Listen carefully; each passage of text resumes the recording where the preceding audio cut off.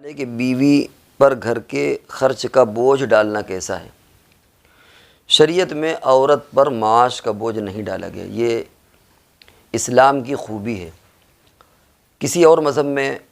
اتنی واضح وضاحت نہیں ہے۔ چنانچہ جب تک بچی رہتی ہے تو باپ کے ذمے ہوتا ہے، جب بالغ ہونے تک، جب شادی ہو جاتی ہے، بالغ ہونے کیا شادی ہونے تک، اور جب شادی ہو جاتی ہے تو شوہر کے ذمے، جب وہ بچے والی ہو جاتی ہے تو بچوں کے ذمے ماں کا خرچ آتا ہے،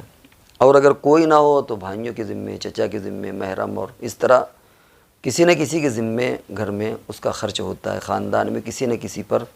اس کے اخراجات کا بوجھ ڈالا گیا ہے۔ شریعت کے نقطہ نظر میں یہ نہیں ہے کہ عورت گھر سے باہر نکلے اور کمائے، لیکن منع بھی نہیں ہے، ایسا نہیں کہ وہ اس کے لیے پابندی ہے یا منع ہے، لیکن باقاعدہ اس کے ذمے اس طرح کا معاش کا بوجھ نہیں ڈالا گیا۔ یہ ایک الگ بات ہے کہ وہ اپنے شوہر کا ہاتھ بٹائے، اور گھر میں کاہل ہونے سے اچھا یہ ہے کہ کچھ کام کرے، یہ اس کے لیے افضل طریقہ ہے۔ چنانچہ ازواج مطہرات کی زندگی کو اگر آپ پڑھیں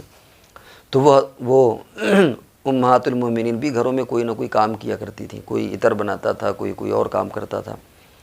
اور جو اس سے آمدنی ہوتی تھی وہ اپنے اوپر، حضور صلی اللہ علیہ وسلم پر اور دین کے دوسرے کاموں میں فقراء و غریبوں پر خرچ کرتی تھی، لیکن کاہلوں کی طرح ان کا معاملہ نہیں تھا۔ آج ہمارا حال یہ ہے کہ ہمارے ہاں خاص طور سے مسلم خواتین کاہل ہو رہی ہیں، اسی لیے آپ اگر ڈاکٹروں کے ہاں جائیں تو زیادہ بیماری اپنے ریشیو تناسب کے اعتبار سے مسلمانوں میں،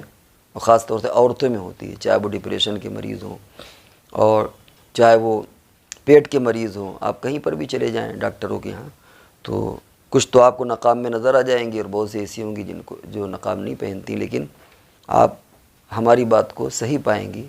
کہ زیادہ اپنی ریشیو کے اعتبار سے مسلم عورتیں زیادہ بیمار ہیں۔ اس کی وجہ یہی ہوتی ہے کہ کھاتی ہیں لیکن اس کے ساتھ وہ جتنا ورک کرنا چاہیے وہ نہیں کرتی، جتنا کہ دوسری خواتین کرتی ہیں۔ ترکی کے حالات کے بارے میں آتا ہے کہ وہاں باقاعدہ عورتیں، جو خلافت عثمانیہ گزری ہے، عورتیں باقاعدہ مردوں کے ساتھ، یعنی مردوں کے شانہ بشانہ، یعنی ساتھ مل کر کے نہیں، مخلوط کاروبار نہیں، مراد یہ کہ جس طرح مرد کام کرتے تھے اسی طرح باقاعدہ عورتیں بھی کام کرتی تھیں۔ اسی لیے آپ وہاں کی جے نمازیں دیکھیں، وہاں کی قالینیں وغیرہ دیکھیں، آج بھی دنیا میں سب سے اچھی جے نمازیں، سب سے اچھی قالین ترکی کی ہوتی ہیں، اور وہ سب عورتیں تیار کرتی ہیں۔